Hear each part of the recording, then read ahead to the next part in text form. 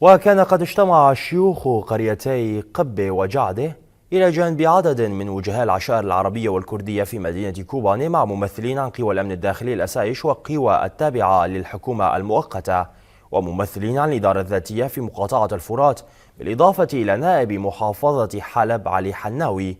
وناقش المجتمعون خلال اللقاء آلية تطبيق الاتفاقية وسبل عودة الأهالي إلى قراهم، ولا سيما أهالي بلدة شيغلير الشيوخ.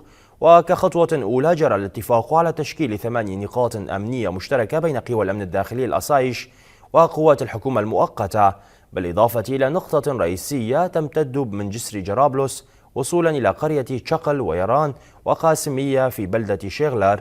وبحسب قوى الأمن الداخلي من المقرر خلال الأيام المقبلة مواصلة النقاشات حول تشكيل نقاط مشتركة إضافية بين قوات الحكومة المؤقتة وقوى الأمن الداخلي الأسايش في مناطق شلبية وسرين وقرقوزاق.